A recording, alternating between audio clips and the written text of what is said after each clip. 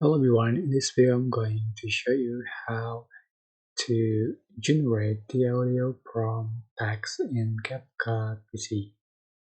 So for example, I'm going to select one image and I'm going to add a tag. I'm going to select original place and change for the duration.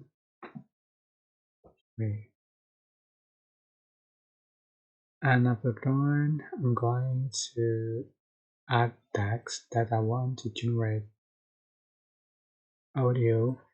Just change for the text,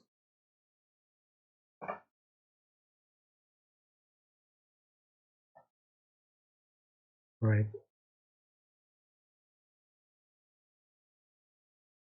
And to generate the audio from text, you are just going to select text to speech and select the sound type that you like. Example. Don't forget to like, comment, and subscribe.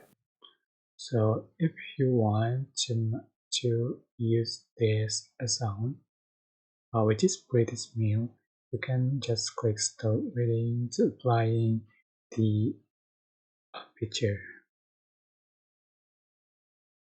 That's it. Here's the sound that's created.